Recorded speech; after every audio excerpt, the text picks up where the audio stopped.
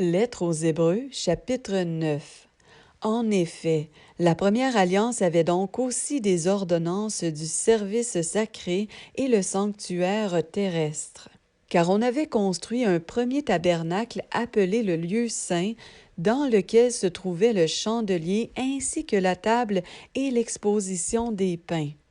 Et derrière le second voile était le tabernacle appelé le Saint des Saints, ayant un encensoir d'or, et l'arche de l'Alliance entièrement recouverte d'or, dans laquelle il y avait le vase d'or contenant la manne et la verge d'Aaron qui avait fleuri, et les tablettes de l'Alliance. Et au-dessus de l'arche, des chérubins de la gloire couvrant de leur ombre le propitiatoire. Ce n'est pas le moment de parler sur ce sujet en détail.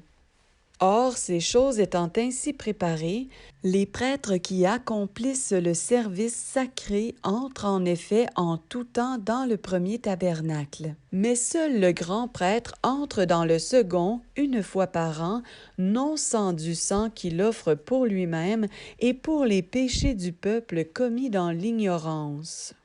Le Saint-Esprit faisant connaître ceci, que le chemin des lieux saints n'était pas encore manifesté pendant que le premier tabernacle était encore debout.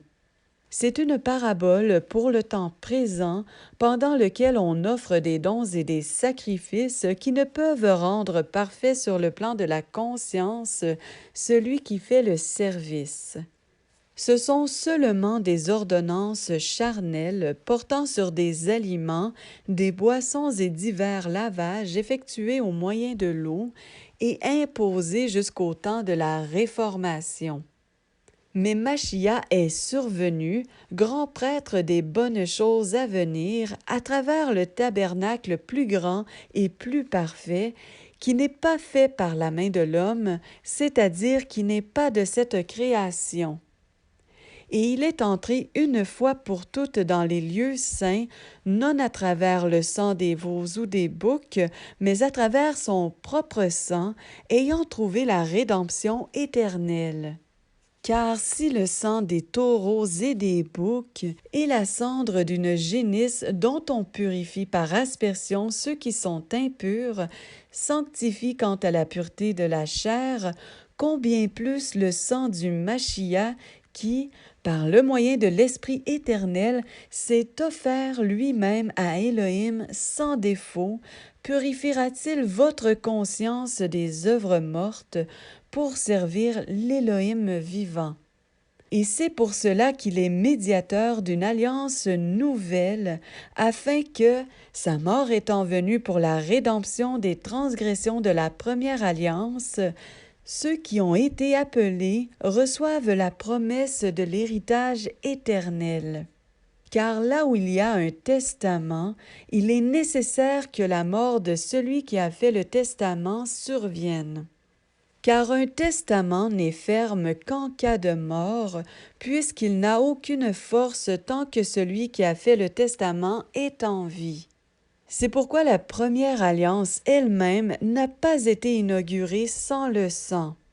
Car Moshe, après avoir prononcé devant tout le peuple chaque commandement selon la Torah, prit le sang des veaux et des boucs avec de l'eau et de la laine écarlate et de l'hysope, et il purifia par aspersion le livre et tout le peuple en disant: « Ceci est le sang de l'alliance qu'Élohim a ordonné pour vous. » Et il purifia par aspersion de la même façon avec du sang le tabernacle, mais aussi tous les ustensiles du service. Et presque toutes choses, selon la Torah, sont purifiées par le sang, et sans effusion de sang, il n'y a pas de pardon des péchés.